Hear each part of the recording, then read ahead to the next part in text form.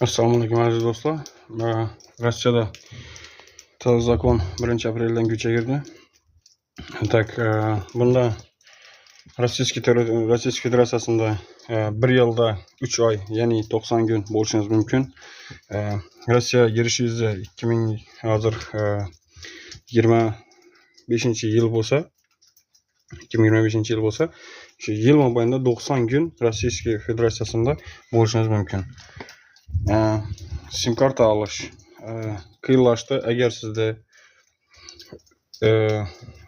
silins bo'lmasa, sim karta sotilmaydi.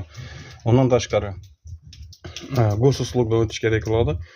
Shularni o'tirganingizdan keyingina sim kartangiz ofitsialniy ochiq bo'ladi. Bo'lmasa, bir oy ichida olgan sim kartangiz ham, masalan, registratsiyangiz bo'lami, patentingiz bo'lami, olgan taqdiringizda ham bloklab qo'yadi.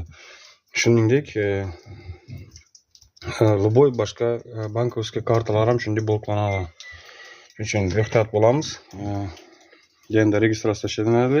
Registratsiyangiz 1 oylik. Avval 3 oylik edi, hozir 1 oylikka tushdi. Bu 1 apreldan boshlab shu zakon kuchga kirdi. Hozir gap turgan do'stlarimizga qiynalib shu registratsiya ish olmay turgan bolalardan ma'lumini bilib, konkret sira yetkazing dedim. Shu musofirga kelamiz degan do'stlarimizga bu videoni tashlab qo'ying.